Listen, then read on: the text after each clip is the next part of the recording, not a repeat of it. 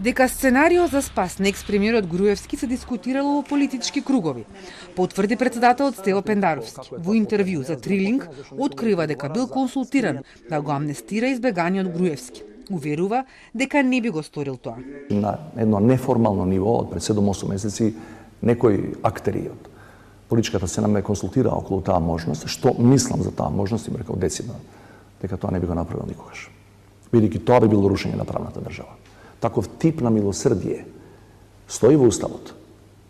Меѓутоа, ја не мислам дека сум султан или монарх во оваа држава за такви кривични дејанија самиот да пресудувам и да решавам што е право, што не. Од матичната партија на Груевски, ВМРО ДПМН го повика председателот да каже кој барал од него амнестија.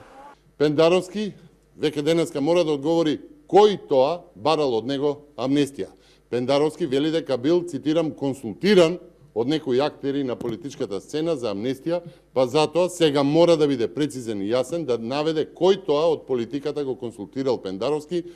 Од кабинетот на председателот одговорија. Предлозите дошле од луѓе блиски до опозицијата. До председателот Стево Пендаровски во текот на оваа година во 2 наврати беа упатени предлози да размисли за помилување на одредени политичари или да подржи донесување на закон за амнестија на актуелни и поранешни политичари. Тие предлози преку посредници до председателот Пендаровски беа упатени од политички и безбедносни структури кои се блиски до актуелната опозиција, како и од поранешни политичари.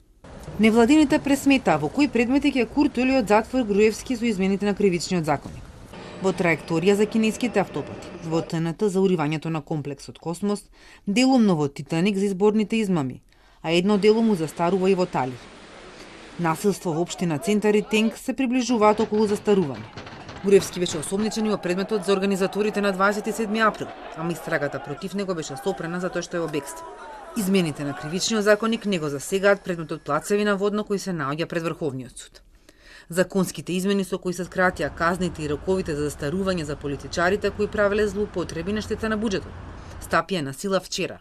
Беа донесени експресно без јавна дебата и со забелешки дека ќе резултираат со скриена амнестија и негативни ефекти на борбата со корупцијата. Представниците на власта тврдат дека целта не била неказнивост, туку прецизирање на одредбите и поефикасна конфискација. Но стручната јавност реагираше дека не се потребни пониски казни за да има поефикасна конфискација.